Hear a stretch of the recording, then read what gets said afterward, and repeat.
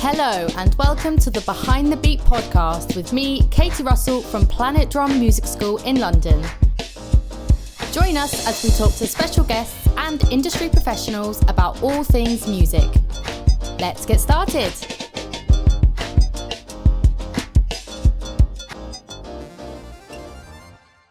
Hello and welcome to the Behind the Beat podcast with me, Katy Russell. Today, I'm going to be doing a little solo episode by myself just to introduce me, have a little background about where I've come from, what I do, and I want to talk a little bit about creating music, like inspiration, and a little bit on the songwriting process as well. We've got some really exciting special guests coming up on our podcast, so make sure you keep an eye out and have a look for those. So let's get started. A little bit about myself. As I said, my name is Katy. I am currently a singing teacher at Planet Drum and I also manage it, and I just manage the day-to-day and everything like that. I also teach music production and songwriting as well. For me, I have always loved music, I've always loved singing, I've always loved creating music. I think when I was really young, I knew I loved singing and I knew I was sort of okay at it, but it was such a big confidence thing. Like singing in front of people was so nerve-wracking. A lot of students that I've had in the past, most of them also really struggle with confidence singing in front of me, singing in front of other people, to varying degrees. So I really try and I love to work on this in lessons, because when people overcome this, it's almost like a light bulb moment where it's like, aha, okay. And their singing potential just increases massively and it's really exciting. So yeah, when I was younger, I was always creating little melodies in my bedroom. I had a little Casio keyboard that I liked to think of ideas and have a go at songwriting on. And then when I was at school, at high school, secondary school, I did my musical theatre singing grades. So I think I did the London College of Music ones. Did all the way up to grade 8. I really enjoyed those. There was also a bit of singing and dancing as well, which I probably wasn't great at the dancing part, but I still really enjoyed it. Moving on to college then, I focused a little bit more on music production.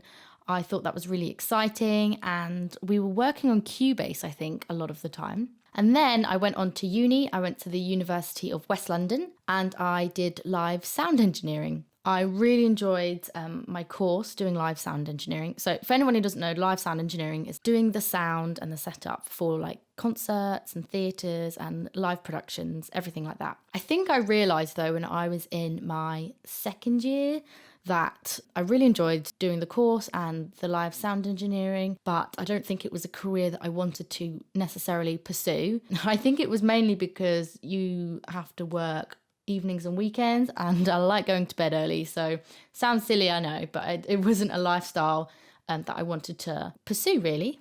So after uni, I ended up at Planet Drum, where I am now, more in like a managerial role. And I remember, I think I was probably working there for about a year, and a lad came up to me and said, Katy, I want you to give this guy a singing lesson. He really wants a singing lesson. I just remember being so nervous because I haven't really done anything like that before. And I had 5 minutes to prepare for the singing lesson.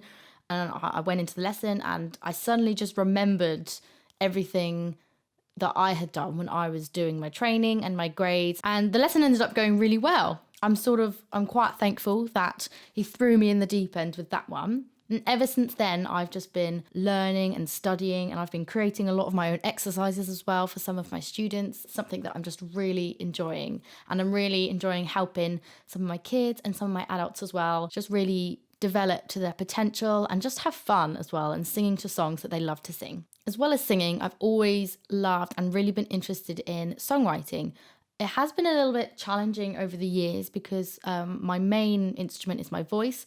I can play a little bit of guitar and piano, but they're not my main instruments, so I can't really play them, to a really high standard. So when I was at uni, actually for my last year project, I recorded and I wrote an EP with about 4 songs on it and put it out on a little website that I made, and I did like an album launch. That was so much fun. I really enjoyed the songwriting process that came along with this. I think because I was at uni, I had a lot of help and inspiration, and a lot of other musicians were really getting involved with it, and I really loved that sort of collaboration. That was really fun. And the sort of style that was sort of like a pop soul style EP. But it's interesting how it develops as you develop as a person. In the lockdowns last year, I think a lot of people turned to creating music because they had all this time on their hands. And I started creating music on Logic. I've been using Logic for a while, but I haven't really used it to create songs and music. I've sort of been using it to just record stuff and use it for work. So in the lockdowns, I had a go at songwriting because everyone had a lot more time in their hands. But because I was by myself, I had to use a lot more electronic sounds, and I really wasn't used to this. I was sort of used to me playing a little bit of piano, someone coming in with an idea for a bass line, someone coming with an idea for a guitar line. So it was a completely different way of working, just sat in front of your computer. And I think it's really hard to draw on inspiration when you're sat in front of a computer all the time, especially if you're working in front of the computer as well. At the start of the lockdown, I actually had quite a lot of inspiration. I think I ended up writing about 10 songs in a couple of weeks. I had a lot of inspiration, but then, as I'm sure a lot of people can relate to this, is that I went back over time and I was listening to them again and decided that I didn't like them all. I hated them all. So I sort of pushed them to one side. I sort of gave up on those a little bit. But yeah, and then as the lockdowns extended and progressed, I found it really difficult to keep writing songs because we weren't going out and doing anything and we weren't just generally living life. I found it really hard to find inspiration to write about. I then sort of started making up little scenarios in my head, like imagining a situation that I was in or someone else was in or something was happening. Because we weren't actually going out and doing anything ourselves and getting inspiration, I sort of had to make little stories up in my head to write about. Another thing that I found really difficult with songwriting in lockdown was because I was using a DAW like Logic and I had all these electronic sounds and samples available to me, I almost had too much choice. So when I was writing a song or playing with sounds and ideas, I had so much choice. I was like, oh, I like that sound. Oh, I like this sample. And I wanted to use them all. And in the end, some of the songs sounded like they should have been 5 separate songs. But then I realized I really just had to strip it back to basics, just have my keyboard and the voice and really just go back to the start, strip it right back. In doing this, I sort of found I had some really nice sounding songs to come out of this, really a bit more me and a bit more authentic and more like the songs that I would want to write. And then once you've done this, then you can start adding your sounds and your layers and your textures to make it sound a little bit thicker. I'm not the world's best producer. I'm probably not a really good producer. So I've had to keep a lot of my songs quite minimal in terms of sound and production. And I think that makes it sound a lot better rather than trying to use all these sounds and all these instruments. And it would just end up being a bit chaotic. And yeah, that wasn't really the sort of style that I was going for. So now that the lockdowns have lifted a little bit, it's been easier to be able to sort of talk to people about songwriting, and I've had a couple of people play on some of the songs, like add a guitar line, add a bass line. So I've started to introduce that collaboration a little bit more, which for me personally is very exciting. I quite like writing with people and getting ideas from other people. So yeah, I find it really interesting how personally my songwriting process has changed as I've grown and because of circumstances, because of the lockdowns and everything. I definitely think that I am still going to continue to use some electronic sounds and instruments and samples, but I do like incorporating other musicians in as well, just for that live and human effect to my songs.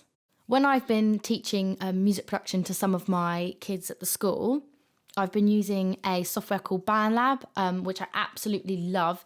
It's a little bit like GarageBand, but it's on the internet, so it's accessible to everyone. It's a really user-friendly interface. It's really easy to use. It's really colourful and it's really obvious. And they also have a really good selection of samples and loops. And they've just introduced, with the new update, they have just introduced a sampler, which is really good for creating music because you can drag some of the loops and the samples they've already got onto your sampler pad and use that when you're recording, or you can create your own sounds and you can manipulate them. So you can record in, someone clapping or making a funny noise, and you can edit it and manipulate it and you can use it in the sampler. So I think this is a really good feature that they've introduced in BandLab.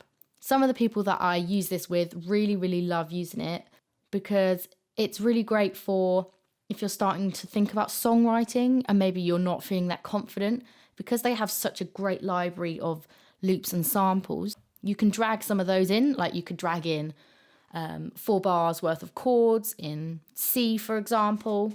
And then you can start to write lyrics on top of that. And they've got a really lovely lyrics and notes section on the side where you can write down ideas. We've also recently been having a lot of new inquiries about songwriting. And a lot of people ask, what's the way to do it? And I always tell people there is no one way to do it. You need to find the way that works best for you. So for example, if someone's maybe more of a guitar player, I'll try and pair them up with maybe one of the guitar teachers, because they're more likely to start writing songs on guitar if that's their main instrument. If someone's maybe a singer, or I'll put them with me and we'll start working a songwriting process together. If someone's a piano player, I'd like to pair them with the piano teacher so they can start writing harmonies on the piano and develop from there. So there is no one way to do it. Some people like to do chords first, some people like to do lyrics first. Yeah, there is basically no wrong way to do it. It's just finding out what works for you personally. Well, that's a little bit about my creative process and my journey so far with songwriting. I'm sure it will continue to develop as I develop and my music develops. Hopefully, I'll be able to have a little EP out next year, something I'm working on at the moment, which will be great to share with you all. And make sure to keep an eye on this podcast because we've got some really interesting guests coming up soon. We've got some industry professionals, we've got some musicians. So I hope to see you all soon, and thank you for listening.